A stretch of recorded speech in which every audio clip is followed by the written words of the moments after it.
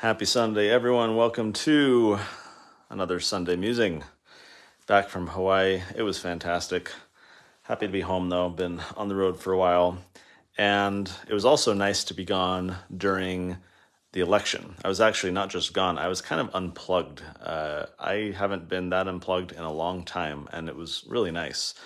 But I did check in briefly after dinner late one night when it was, so-called election night, which I guess isn't as much of a thing in the days of vote by mail and taking weeks to count votes and prolonging everything. But we're going through the election, and I was just reflecting on the fact that we've been repeatedly encouraged to, register to vote, to get involved by the leaders of our church. And over in the past, when they've encouraged us to, become politically involved, for the past many years, there's been a consistent statement that they've used in all these letters. Typically, they send this letter out to all the bishops and everyone throughout North America every time it's voting season, saying, get out and vote. Hey, Latter-day Saints, go support, good candidates and so forth. And so this is the line that they use in all of these letters, and it's what I want to address today, because with this election having just passed, I just want to muse a little bit on how relevant this is for us. So here's the line. Principles compatible with the gospel may be found in various political parties, and members should seek candidates who best embody those principles. You've heard that before, right? We've heard this many times. This has not been shared since the founding of the church or anything like that. It's been a creation mostly of recent years and decades. But I find this interesting, right? First, it's I think the emphasis is often maybe misplaced. I think of this as emphasizing principles compatible with the gospel may be found in various political parties. But I think many people read and interpret this as principles compatible with the gospel are found in various political parties. In other words, it doesn't matter what your politics are. It doesn't matter what party you're a part of, because the principles of the gospel may be found, like yes, you may proceed, like, yes, you may have dinner. It's this version of may that implies like it will happen, right? You may proceed. And it's not you might proceed, right? So principles compatible with the gospel may be found, like maybe, right? May be found. I guess my point that I'm driving home is I don't know that the statement is meant to suggest, or at least I don't interpret it as to say that principles compatible with the gospel are found in, the various political parties. So we'll get into that in just a minute. And what I've done is I read through, I said I would do heavy skimming. I didn't read word for word, but I did some heavy skimming of the lengthy party platforms for the Democrat and Republican party platforms. I'm not going to go do a bunch of third-party ones for purposes of our time together here today. So I want to talk in a little bit with some specifics about these two prevailing political parties in the United States and the degree to which I believe they are or are not congruent with gospel principles. What's interesting is these letters that come from the First Presidency often always say this: we also urge you to spend the time needed to become informed about the issues and candidates you will be considering. And what's so funny for me is like, and maybe you're this way if you're a politically inclined person, every time there's an election, there are consistently certain neighbors and colleagues or friends or acquaintances or the guy I went to college with or whatever, who approach me, via text or DM me or whatever and say, hey, who should I vote for? Or, hey, what can you tell me about this? Or, hey, I'm driving down to go cast my vote. Who should I vote for? What does this mean? And so it's so interesting to me. I've talked in other musings about how First Presidency letters are very selectively obeyed. Mostly in the context of the, we urge you to go get vaccinated with this quote unquote safe and effective experimental jab. and to wear a mask and all the things, and how members of the church, mostly because of, the political authorities pushing this on them, but here's the leaders of their church, and they, start weaponizing it and using that letter as a basis to determine who's righteous and who's not, who's following the prophet. Are you wearing a mask? Are you, doing what you're told? And I mused in that past recording how, you think of all these letters about in Utah, for example, they'll send letters out saying, go to your caucus meeting, go get involved. And like 99% of people don't. So in that musing, I talked about how it was like selective obedience and selective self-declaration of righteousness about which, first presidency letters you're following. And so here's one on the tail of an election this week saying, we were urged to spend the time needed to become informed about the issues and candidates that they voted on. How many people spent sufficient time to become adequately informed about, various constitutional amendments and judges and ballot initiatives and tax proposals and candidates of all varieties? I'm going to venture a guess that the number is very, very small. And as such, I think this council is, often quite ignored. Okay, but to the point, right? Political parties themselves. What's so fascinating to me is, the history of the Latter-day Saints and their interactions with political parties. Of course, Joseph Smith himself ran for president. If you haven't ever read it, I would encourage you to go read his presidential platform. It's rather interesting. Very much it's a product of the time in which, he was living, responding to the various political and economic things that were happening. But it's a very interesting platform to see what he was fighting for.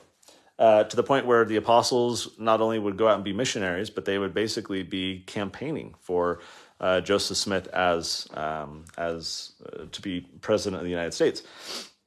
And so when the Saints landed here in Utah, they basically had a theocracy, right? And members of the church would basically dominate the territorial government. They created the People's Party. That was the name of the political party that most all members of the church were members of, because the non-Mormons were, slowly starting to move in. Then you had the Transcontinental Railroad, and you just had all these kind of, Gentiles moving in.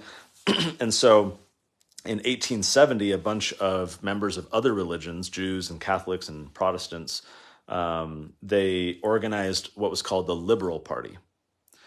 And this was in the 1870s.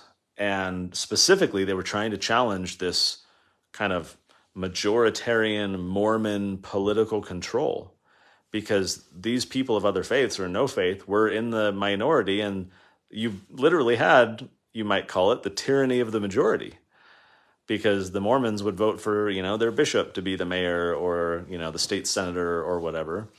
And so you had these people of other faiths or no faith who were being controlled by, the majority. And so the Liberal Party was formed to challenge that. Around that time, you have all the polygamy fighting happening and the Edmunds-Tucker Act and all the Morris whatever act. And you had the federal government coming after Utah and its leaders who were persistently trying to achieve statehood. I think it was like 5 separate attempts, might have been 6 or 7, attempts to become a state, petitions to say, admit us as a state, admit us as a state.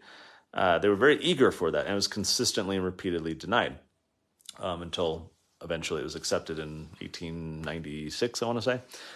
And one of the big issues at the time was that the Republican Party had just formed, recently. And the Republican Party was formed with 2 primary purposes. The platform, essentially, in the words of the founders of the Republican Party, was to extinguish the twin barbarisms, they called it, of slavery and polygamy.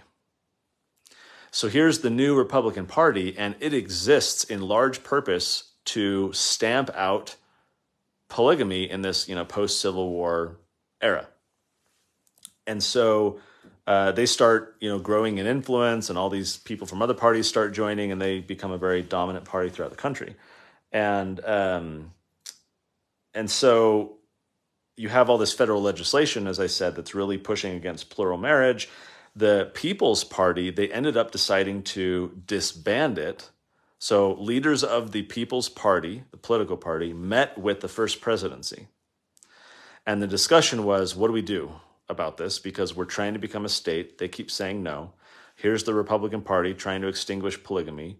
We're now doing the manifesto and saying, hey, look, we got this revelation, no more polygamy. I've shared previously my thoughts about the origins of polygamy, but you can go listen to that one if you want. And so in 1891, they agreed to dissolve the People's Party. This was after the manifesto. So they agreed to dissolve the party, and the first presidency urged members of the church to evenly divide between the Democratic and Republican parties. Because before they were this big voting bloc. They were kind of, aligned in political control because they were using the government to espouse their religious views and shape society in this kind of quasi-theocratic way, and effectively forced those views on, the non-members and people who lived in the area. So they were coalesced into one party. Well, now comes 1891, they get rid of the People's Party, and the first presidency says, hey, all you members split up evenly between the Democratic and the Republican Party. And so several apostles joined the Democratic Party, and there was one apostle, George Q. Cannon, who, it was a different apostle who was a Republican candidate for office, and he was defeated. And so you had George Q. Cannon and Wilford Woodruff and others worried that this separation into the two major political parties wouldn't hold, that members of the church would not stay divided into these two big camps so as to show Congress, hey, look, we're not a single party state, right? Because being admitted to statehood was a very political affair. Certainly polygamy was a big part of it, but once, the manifesto was done and that was supposedly over, that no longer became the issue. And it was an issue of who was in control of Congress. And if, say the Republicans were in control, well, they would only want to admit a state that would give them more power. They don't want to admit a state that's going to, support their opponents. And this was not unique to Utah. This was an issue throughout all the states being admitted. It was highly political. And so leaders of the church who wanted statehood were worried that if we couldn't have this kind of balanced approach and show Congress that we weren't just a single party state, we would be at the mercy of, that political process and be a heavily divided, political faction. So in response, Cannon and a few others say, okay, we'll join the Republican Party. Mind you, the Republican Party that was founded in large measure to eradicate polygamy, that only months prior they had signed a manifesto to say, hey, we're not doing this anymore. But even in them joining the Republican Party, they still push this message of so-called bipartisanship, like spread out evenly. It wasn't like join whatever political party you think best supports the gospel or best produces, policies and will shape a society that will lead to the most happiness or freedom or anything like that. It was this very utilitarian division of church members into these different groups. And then statehood happens, 1896, and the first presidency and the apostles, they announced this, what was called the Political Manifesto. I think it was titled The Political Rule of the Church. And this became the policy that any general authority who wanted to run for political office had to seek approval first from the first presidency. And that's basically been the rule since. It's been, I think it was B.H. Roberts and Ezra Taft Benson and maybe one other were the only, ones. You had Reed Smoot running and, so there were limited exceptions in which apostles were still running for, could you imagine that today, the dynamic? Like, we have not really had to deal with that in recent years. Certainly, you get a stake president who runs for the state legislature. And so he's very well known in his district and he's got a good name and everyone, he's got this deep relationship. And so he basically gets swept into office because all these otherwise ignorant voters know him and like him and trust him, therefore he gets elected. We haven't really experienced, I'm trying to think, other than maybe like a Mitt Romney because of the Romney name, where it's like, oh, he's one of us, right? sweep him into office, even though his policies are horrible.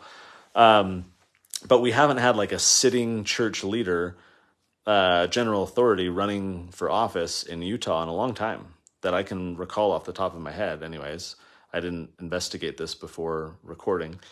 And so that would be interesting. Like imagine, Elder Uchtdorf saying, I'm going to run for the state senate. I mean, like it would be no contest.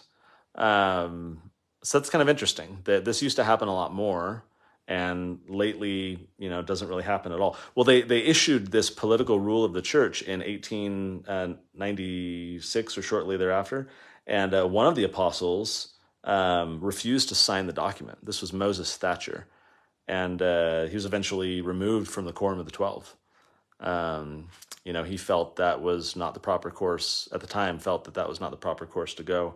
Apparently later he, recanted and changed his mind, but that's been kind of the rule ever since, is you need first presidency approval to do it. And that approval has been granted. And so it's kind of interesting.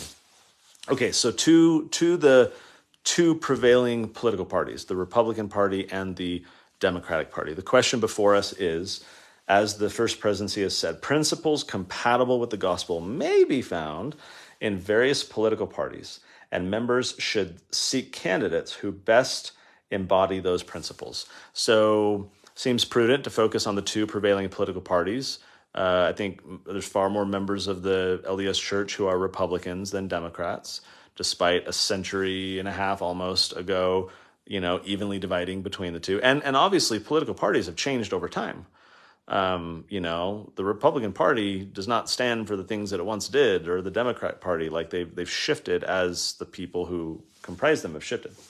So yesterday I took some time and I heavily skimmed the lengthy Democrat Party platform and the Republican Party platform. The Democrat platform is like 90 pages long. The Republican one is about 54. So that's kind of interesting. The Democrat one is like 42,000 words. The Republican one was about 35,000 words. So I'm going to just rattle off a bunch of policies. The way I've structured this is I just picked out all these little nuggets that I felt had any kind of relevance to the gospel. Again, the question is, are these policies congruent with principles of the gospel? Can we find principles of the gospel sufficient in these party platforms so as to feel comfortable joining these political parties and supporting the candidates who say, I stand for the platform, those are the things that I believe? What's interesting to me is that the benign way that sentence is structured, right? Principles compatible with the gospel may be found. Like it's this very passive and permissive thing that I don't feel like adequately empowers the average Latter-day Saint to really take much action one way or the other. It feels to be a broad kind of permission slip. Yeah, you may find principles, so do what you think is best. And granted, we should be taught correct principles and left to govern ourselves, and a slothful servant has to be commanded in all things, etc., etc. So it's really on us to better understand what we should be doing and who is consistent with or would espouse, truth and freedom and all those good things. Okay, so without further ado, let's jump first into the Democrat one. Simple sentence. Democrats believe healthcare is a human right. Well, that's flagrantly untrue. You can't have rights with corresponding duties. And for something to be a right, it creates a duty. If I have the right to life, others have a duty not to kill me or harm me. So that's what's called a negative right, because it's a negative duty that someone has to not do something. So-called positive rights are something like this. Healthcare is a human right. That creates a positive duty, meaning someone, instead of just not doing something, leaving me alone, now they have to do something. Doctors have to give me healthcare services. Taxpayers have to pay me their money. I deserve medicine. I deserve that you have to do stuff for me. You have to give me things. That's a positive duty, which doesn't intrinsically exist, and that's effectively slavery. And so, no, that's not congruent with the gospel at all, to say that healthcare is a human right. Because the implication is that with the threat of a gun, someone can be compelled to pay into a system to provide people services that are not theirs. That's a mutual exchange. Healthcare services are not a human right. And so it's not compatible with the gospel to coerce other people into giving you something that you feel you need. Okay, next thing. These are all in the no category. I have no, and then maybe, and then yes. So again, the question, are these platform policies for these political parties congruent with the gospel? So we're going to go through a bunch of no's really quick, boom, boom, boom. And then I've got some maybes, and then I've got some yeses. And then we'll do the Republicans. Okay, the Democrats say, we believe that education is a critical public good, not a commodity, and that it is the government's responsibility to ensure that every child everywhere is able to receive a world-class education. That is not consistent with the gospel. Again, that's coercive, taxation.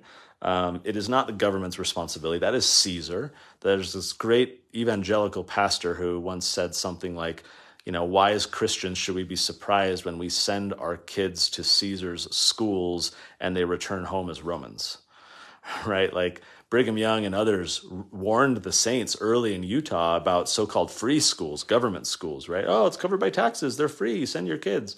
And created this massive competition and crowd out effect of the private church schools because lazy members were like, well, I'm being taxed already. I'm going to send my kids over here. And there were all these warnings from early church leaders saying, don't do it, don't do it, don't do it. I think we're now reaping the whirlwind of the Latter-day Saints throwing all their kids over to Caesar's schools. So no, I don't think that's consistent with the gospel at all to say that education is a critical public good that we're going to hand over to Caesar. Democrats say, we will expand, not cut, entitlement programs. They were very supportive throughout their platform of entitlement programs and welfare policies. And I don't think that's consistent with the gospel at all. That's the dole that is very much in conflict with principles of consecration and voluntary charity and loving other people voluntarily. So no, I don't think that's consistent with the gospel. It says here, Democrats will extend significant aid to state and local governments, school districts, and public and nonprofit colleges and universities. This was kind of in the context of COVID. They're saying, we need to bail everyone out and we need to have significant investment and blah, blah, blah, right? And it's just, so I see this as basically just stealing from the future by inflating the current monetary supply, pushing more debt onto our grandkids, so as to keep people comfortable in the status quo that they feel that they're entitled to. That's theft. It's intergenerational theft. It's wrong.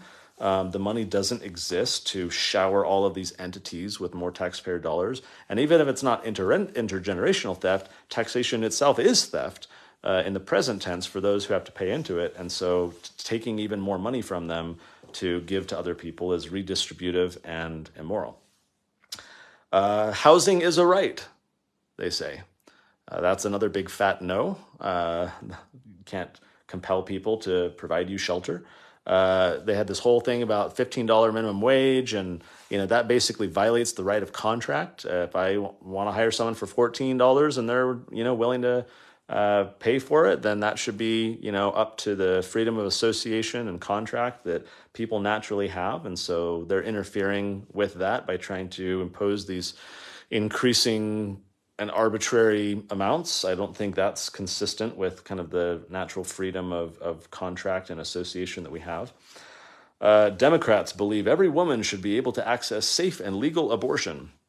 And of course, most Democrats basically support being pushed by the progressive left. In recent years, they seemingly all now, or a healthy majority, support abortion all the way through, enough to support post-birth abortion, which is just infanticide. And so, no, I don't think that's consistent with the gospel at all. Democrats will fight to guarantee equal rights for women, including by ratifying the Equal Rights Amendment and at long last enshrining gender equality in the U.S. Constitution. Maybe you know this from church history, but the church leaders in the 70s and around then were stridently opposed to the Equal Rights Amendment. They said here in part, I wrote this down, that the ERA would invite legal action on every conceivable point of conflict between men and women. Its sweeping generalizations could challenge almost every legally accepted social custom, as well as every morally accepted behavior pattern in America. What's interesting, when I was reading through some of their objections to the ERA, they were very worried about, homosexuality and lesbianism and more women being let out of the home and societal blurring of lines between, traditional gender roles and all those things, which of course have been happening very generously in recent years. And so it's kind of like we got to this point they were concerned about, even without the ERA. So anyway, so I don't think that's if we believe those kind of legal concerns about what might stem from, because they weren't concerned about the words. They even said like we support equality and blah blah blah, and in kind of the general sense. They were concerned about the implications, the legal precedent that could be set by putting this vague concept in the Constitution that would just invite all this litigation to define what it means and what it implies. Kind of like the 14th Amendment with its broad words have just been, construed in a million ways to expand the size and scope of government and crush families. So I think they were right to be concerned about that pattern here. And if we want to say that because that was their position, that's the gospel, and therefore the ERA position of the modern Democrat Party is inconsistent with that as well. Climate change is a global emergency. We have no time to waste in taking action to protect Americans' lives and futures. Doomsday. The polar ice caps are all melting, according to Al Gore. So I think this is inconsistent with the gospel, in part for what I mentioned last week, where in the Doctrine and Covenants, God says there is enough and to spare. All this alarmism about things running out and doomsday, whatever, it's all cockamamie garbage to centralize power into the hands of globalist elite organizations and entities that profit from this entire affair. So I think that's a big fat no as well. A final no for the Democrats. There are others. This is not a comprehensive list. I should have said that at the beginning. We will rejoin and reform the World Health Organization, the United Nations Human Rights Council, and the United Nations Population Fund, because in a global public health crisis and a global democratic recession, American leadership is needed more than ever. So I put that on as a no because all these globalist entities, I think, are just increasing this Caesarian power. It's very interesting if you go back and read J. Reuben Clark when the United Nations was being floated. He was stridently opposed to it. Had some, I think, very persuasive legal arguments that the United Nations Charter itself was not a peace document. He called it a war document, and that it would invite more conflict between nations. And these entities are all horribly corrupt, the playground for these globalist elitists who just want to shape society, like Klaus, the Dr. Evil villain, and his crazy group and all those nut jobs. So there's the list of non-comprehensive no's. Here's some maybes. Here's a few short list that I thought maybe you could say that this is consistent with the gospel. Here's the first one. Democrats remain committed to ending poverty and enabling all Americans to live up to their God-given potential. Sounds reasonable. So I put it as a maybe because in principle, I think that's consistent with the gospel. Trying to help the poor and enable people to live up to their God-given potential. Of course, when you get into the specifics of the platform and how they propose to do all these things, it's another big fat no, because it really all boils down to more government programs, more taxes, more welfare, more redistribution of wealth at the point of a gun. So, sorry, that's also kind of a no. Another maybe. Democrats are committed to ending discrimination on the basis of race, ethnicity, national origin, religion, language, gender, age, sexual orientation, gender identity, or disability status. Again, in concept, I think that's consistent with the gospel, to treat all people kindly and with respect, to love our neighbor as we love God. In concept, I think that hits the mark. Of course, in practice, what the Democrats all support doing is to utilize Caesar's tools to compel people to not discriminate, to basically compel discrimination in the name of anti-discrimination. It's like how they're all being racist right now to promote anti-racism and, segregation even. There was a university I just read about in the news the other day that was having a black-only college graduation. And I'm like, do you not see what you're doing?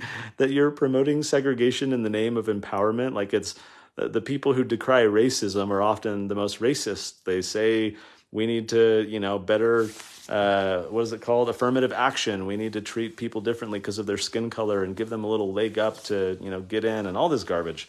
So I think that's also a no, because while in principle it's good to want to eradicate discrimination, that has to be done through persuasion and not force.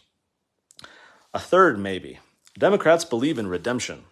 We must deepen our commitment to helping those who have served their time in prison or jail re-enter society, earn a good living, and participate in our democracy as the full citizens they are. Well, ignoring the point that we're not, or at least in theory, supposed to be a democracy, or that, we shouldn't be, helping people earn a good living through the government. Nevertheless, this belief in redemption and helping people reintegrate into society, I think, is a lean yes. Especially when you go back and look at Joseph Smith's presidential platform. I mean, he had this very, you might call it progressive criminal justice proposal where he basically says, turn the prisons into seminaries of learning, go in there and, preach the gospel and help these people and then open their doors and, reintegrate them into society. It's very kind of fascinating to see him say that kind of thing. And so, in contrast with people of other political persuasions who are often much more punitive and for prolonged periods of time, this approach to redemption, I think, is a positive one. Devil's in the details, and oftentimes this can be implemented poorly where people aren't sufficiently redeemed or whatever. But the concept, I think, is a lean yes, because in general, I think policies that support a redemptive criminal justice system rather than a retribution-oriented criminal justice system are more consistent with the gospel. So I'm going to say that's a lean yes. All right, the final maybe. Democrats will deliver on this overdue commitment to end the forever wars, and we will do it responsibly, setting priorities, leading with diplomacy, protecting ourselves from terrorist threats, enabling local partners, and bringing our troops home. So I will say this is also a lean yes. It's not a full yes because these are just words. This whole platform, like most politicians don't pay platforms any attention. They're talking points during election campaigns. And of course, you have people like Obama who campaigned on shutting down Guantanamo, the illegal, prison site where they could do torture and other things that they felt would be challenged and overturned in the States.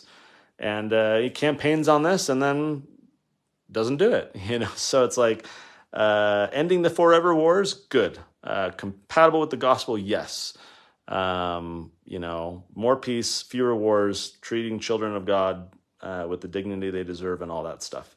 But they get a no when it comes to implementation because the Democrats have been equally piss poor at stopping these wars. Obama was droning people all over the Middle East. He killed an American citizen, 16-year-old kid, droned a wedding. All kinds of horrible things. So Democrats do not get a pass here because they've not implemented any of this kind of stuff. All right, there are only two yeses. There were only two things I found in my heavy skimming that I could classify as a yes. The first one, it is past time to end the failed war on drugs, which has imprisoned millions of Americans.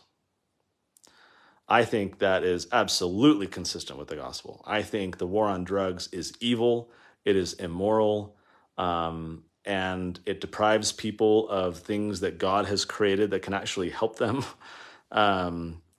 And it uses violence without just cause. It ruins people's lives.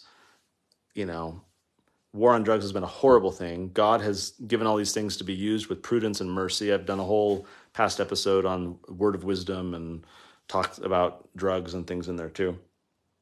So I think that's a yes. I think ending the war on drugs is something that is compatible with the gospel. Granted, the gospel does not suggest that we should abuse these things or utilize them for purposes outside of what God has taught, but to dare to keep kids off drugs and have all these programs that just say no and weaponize all these things and throw them all in jail and be tough in crime. I think is immoral and in conflict with the gospel. So that's number one. Number two, and the last point for all the Democrats, whole bunch of no's, a few maybes that mostly lean no, and only two yeses. Here's the second. Democrats believe it is long past time to provide a roadmap to citizenship for the millions of undocumented workers, caregivers, students, and children who are an essential part of our economy and the fabric of our nation.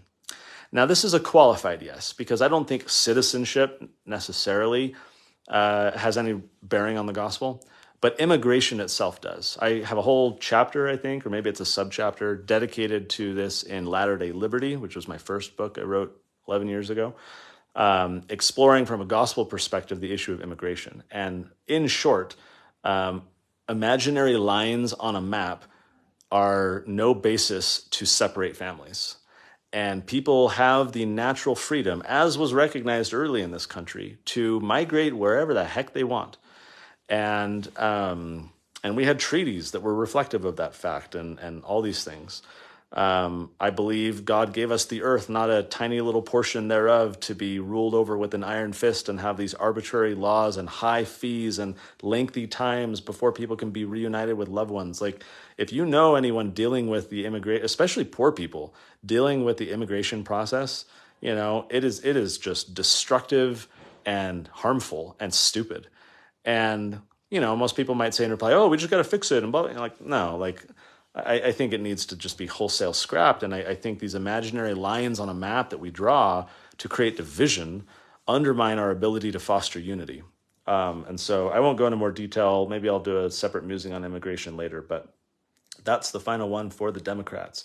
Now, one might assume that the Republicans would fare better. More members of the church are Republican. Maybe that's some kind of market indication, you might say, that more members of the church recognize in the Republican Party principles compatible with the gospel. Well, let's break it down and see how it fares. So again, 90 pages, 91 pages for the Democrats, about 54 pages for the Republicans and their platform. Here, again, starting with the no list for the Republicans. We need better negotiated trade agreements that put America first. I think this nationalist, protectionist approach is not compatible with the gospel. I think this kind of xenophobic, isolationist, America first attitude, prioritizes our nationality over our identity as children of God. I think I should be free to trade and interact with one of God's children in Borneo or Bangladesh or Boston or who cares where. And so free trade in general is fantastic. But these negotiated trade agreements are managed trade that try to extract benefits for America first at the expense of others. And I think that's harmful and incongruent with this kind of, we're all God's family type of perspective. Another no for the Republicans. Clear non-discrimination policies ensure all employees have the chance to succeed based solely on their merits. I won't delve into that one because we talked about that one under the Democrats, but same issue. We intend to save Medicare by modernizing it, empowering its participants, and putting it on a secure financial footing. And saving Social Security is more than a challenge. It is our moral obligation to those who trusted in the government's word. Other language in there too, but basically they support entitlement programs. Remember, it was Republicans, when they were in total control of the federal government, I believe it was in the year 2000, that passed Medicare Part D. Massive, massive entitlement expansion. And it was all the Republicans. So they're bad on entitlements too, which I think is inconsistent with the gospel. Let's see. Our immigration system must protect American working families and their wages for citizens and legal immigrants alike in a way that will improve the economy. America's immigration policy must serve the national interest of the United States, and the interests of American workers must be protected over the claims of foreign nationals seeking the same jobs. Again, I talk about this at length at some length in Latter-day Liberty. The history of immigration policy is 100% protectionist and racist. And this policy here in this platform is echoing the exact same thing. Maybe less, racism, but absolutely protectionism. And that is no reason to separate families and deprive people of freedom of association. If I want my buddies down in Honduras to come, live up here with me for a couple of years and work in my company or whatever, like I should have that right, you know? And we used to, and that used to be how it was for a very, very, very, very long time until all this protectionist type of crap came in, and then the racism and everything. And now we have our modern, convoluted, anti-freedom, anti-family immigration policies. Another no for the Republicans. The progress made over the last 3 decades against drug abuse is eroding, whether for cultural reasons or for lack of national leadership. In many jurisdictions, marijuana is virtually legalized despite its illegality under federal law. I won't dwell on this one because it's basically the inverse of the Democrat one, where they got a yes. Here's a big fat no for the Republicans to perpetuate this immoral and harmful drug war that criminalizes people for using substances that God has provided that can help them. The final no for the Republicans. Tyranny and injustice thrive when America is weakened. You can imagine, bald eagles flying in and red, white, and blue and all these, some of these statements just seem so grandiose or whatever. Tyranny and injustice thrive when America is weakened. The oppressed have no greater ally than a confident and determined United States, backed by the strongest military on the planet. Quite simply, the Republican Party is committed to rebuilding the U.S. military into the strongest on earth, with vast superiority over any other nation or group of nations in the world. I think I've done a musing on this, all about the gods of stone and steel, and we are a warlike people and all that, right? That's not at all consistent with the gospel, especially when you read in the Doctrine and Covenants of the Law of War. I think I've talked all about that before. Okay, so there's the final no. There are 3 maybes. The first one, prosperity is the product of self-discipline, enterprise, saving and investment by individuals, but it is not an end in itself. Prosperity provides the means by which citizens and their families can maintain their independence from government, raise their children by their own values, practice their faith, and build communities of cooperation and mutual respect. I think that one leans yes. A lot of grandiose words that often aren't really supported by a lot of Republican policies sometimes, but I think that's a lean yes. Another maybe. The Republican Party will advance legislation that brings transparency and accountability to the Federal Reserve, the Federal Open Market Committee, and the Federal Reserve's dealing with foreign banks. The first step is through an annual audit of the Federal Reserve's activities. You can credit this entire platform policy to all the Ron Paul Republicans from a decade and a half ago. The Federal Reserve, quite simply, is an immoral institution that perpetuates theft and manipulation of other people's hard-earned savings. So audits and transparency and trying to stop that intergenerational theft, and even thinking of the money changers that Jesus went after in the temple and all these corrupt people, I think that kind of leans yes in terms of compatibility with the gospel and wanting transparency to create more honesty. Even Old Testament talking about weights and measures and having these systems to create fairness and justice economically. I think going after the Federal Reserve is consistent with the gospel. So I think that is a lean yes. The other maybe, final maybe. The Republican Party reaffirms the moral obligation to be good stewards of the God-given natural beauty and resources of our country.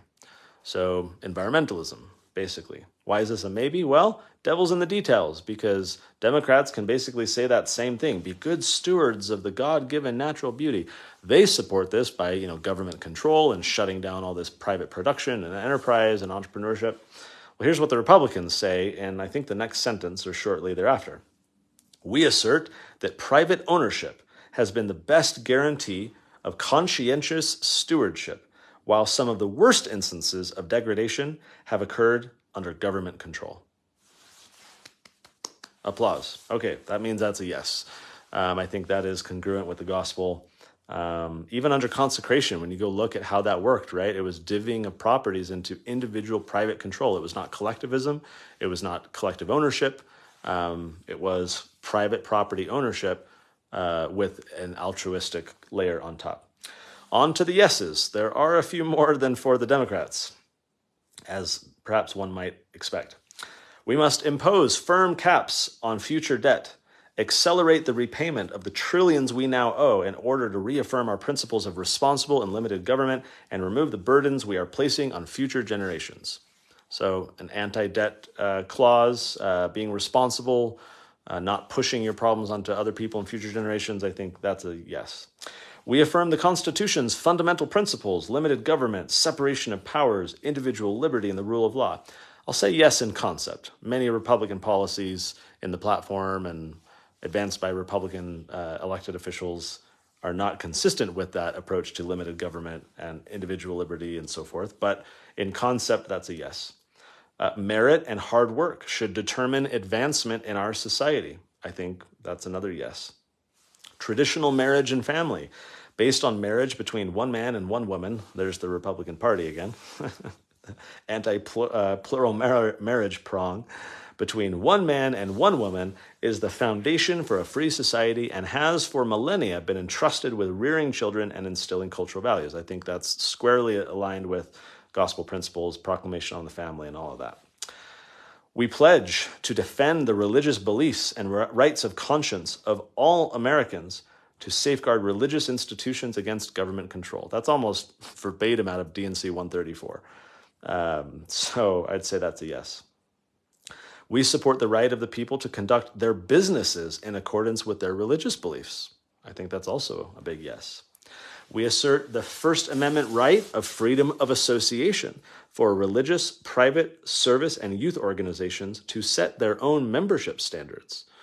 I think that's also consistent. Parents are a child's first and foremost educators and have primary responsibility for the education of their children. Parents have a right to direct their children's education, care, and upbringing. There's a law in Utah that was passed a number of years ago that is almost verbatim to that, based on a court ruling where the Utah Supreme Court said language very similar to this. But I think that's very true and very opposite what the Democrats said previously.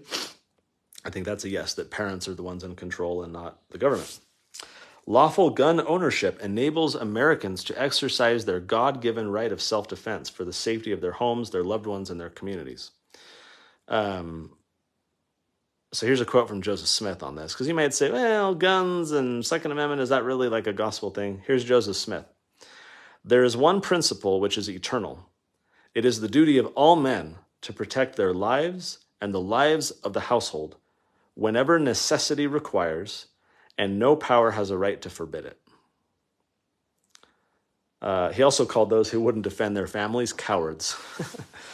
So I'm going to say that this is a yes as well, this protecting the God-given right of self-defense.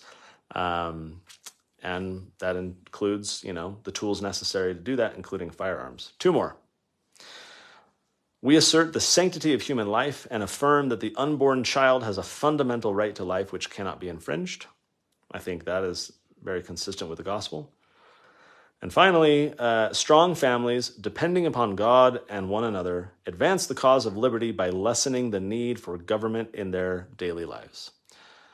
Elder Christofferson had a talk some years ago, maybe 8-10 years ago at this point, where he talks about this exact trend, that as families expand in power and self-sustainability and so forth, the government recedes. But as we as individuals, and families shrink and are derelict in our duties and not being personally responsible and so forth, the government grows because we depend on it. We suck at the teat of the state for the things that we need, but the government becomes Leviathan and just grows and grows and grows. It's also the exact theme of a new book that I've completed. I've been sharing about on Facebook for a while, called Children of the Collective.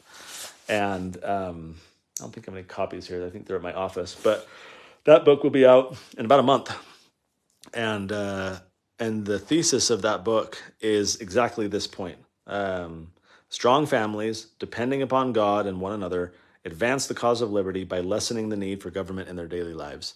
There is a quote from, I haven't thought about this book in a little bit because I've been working on some of my other books, but by Robert Novak. Here it is. Michael Novak, excuse me.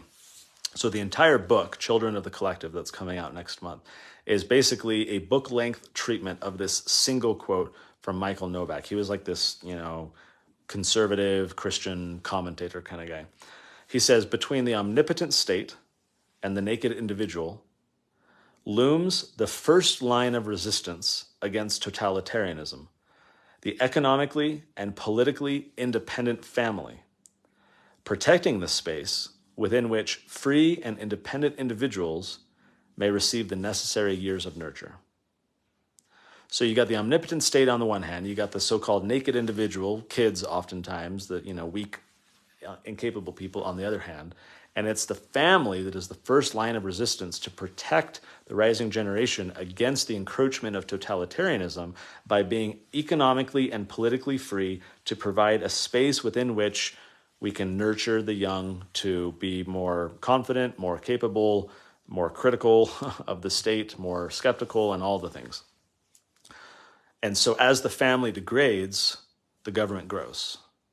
And that sentence is no shock to anyone with eyeballs or who sees what's going on in the world. So I wrote the book to basically make the case for this quote and provide all kinds of evidence and stories and examples of how this works, and then action items of what we can do about it. Because I hate reading those books where it's like, here's the problem and see you later, right? It's like, what are things that we can do if we are concerned about this very trend? So that's Children of the Collective. It's actually on Audible right now. So if you want a little early sneak peek, you can go listen on Audible. Otherwise, on Kindle and paperback, it will be out in just a few weeks. So head over to Amazon, look up my name or Children of the Collective, and you can pre-order. Children of the Collective. Okay, so to conclude our topic today, we've only gone over the Democrat and the Republican parties. If I were to read, let's say, the Libertarian Party, I'm just going to theorize. I haven't read the party platform in a long time. That, there would be very few no's. I think abortion would probably be one of them, depending on what the platform says. Philosophical libertarians are kind of split 50-50 between the kind of pro-life or, property rights argument. It's the mother's body and she gets to control it and all that. So the community is philosophically split. I don't recall I think the party lands on a pro-abortion side, but I don't recall. But there'd probably be a lot of yeses and so forth for libertarians. For the Constitution Party, maybe, some bunch of yeses. I don't know. Point is, most Mormons are Republicans and Democrats, and both of these party platforms are full of principles that are, I believe, incompatible with the gospel, strongly incompatible with the gospel. However, the Republican Party does have a number of decent statements that sound compatible, but devil's in the details, and what matters are the actual policies, not the platitudes that these platforms pontificate. Had to finish my alliteration there. Right? The substance matters, not the style, not the words.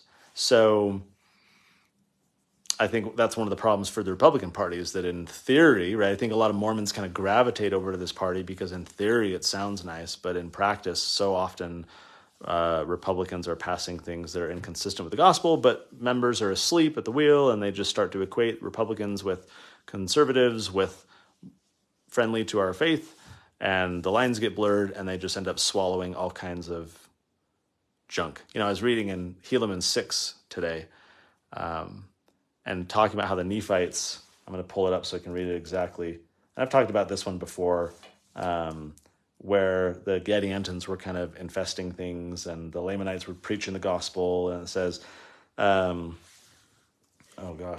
is it? Helaman 6, here we go. This is verse 38, Helaman 6:38. It came to pass that the Nephites built up the secret combinations and supported them, beginning at the more wicked part of them, until they had overspread all the land of the Nephites, and had seduced the more part of the righteous, until they had come down to believe in their works and partake of their spoils, and to join with them in their secret combinations and secret murders and combinations. Very interesting language. The more part of the righteous, these were God's people. They were seduced. They had come down, right? That imagery. They hadn't come over, they hadn't come across, they'd come down. They had lowered their standards. They had justified the exceptions. They had convinced themselves, they had rationalized, right? They came down to believe in their works, to justify them, to partake in their spoils. I think that's one of the big problems for members of the church with modern secret combinations. I've been saying that I need to do a full musing on this, and I haven't yet, so I'll try and do that soon. But partake of the spoils, reap the benefits of today's secret combinations, and rationalize our participation in them. And so Helaman 6:38, I think, is playing out exactly right now. So where we go from there? Well, what matters are the laws, the policies, the enforcement thereof. You can say whatever you want on a platform, but I think both of these parties do a very poor job at having platforms consistent with the gospel. Democrats worse than the Republicans, but even though the Republicans have a lot of good language, they don't often have policies to match that good language, and they got plenty of bad stuff in there too. So I think this boils down to the fact that political parties are not the vehicle through which we promote the gospel.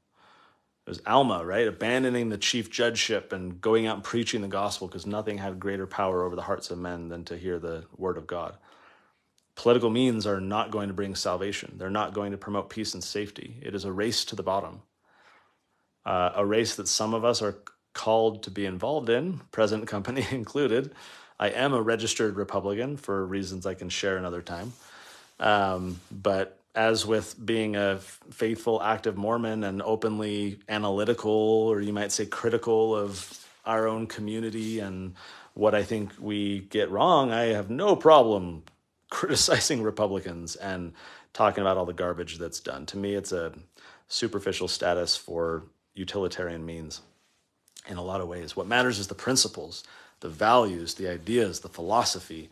That is what matters. I think I shared last week or the week before, right? Like when I was helping Mike Lee get elected the first time, and Bob Bennett was the rhino, Republican in name only, but now I'm a rhino and everyone's a rhino. What does it mean? And, we shouldn't be Mormons in name only. So political parties are what they are. I think there's a reason why so many people are becoming independent. I think a lot of people are fed up with parties. It's very toxic. It's very contentious.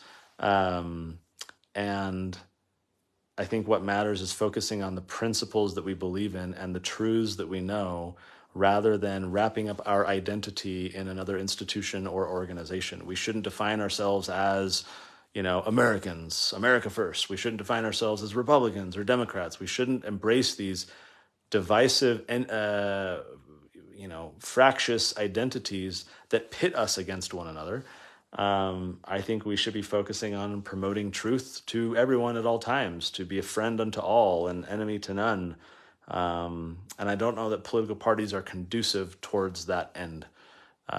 They may form a necessary but evil, what is that, necessary but evil?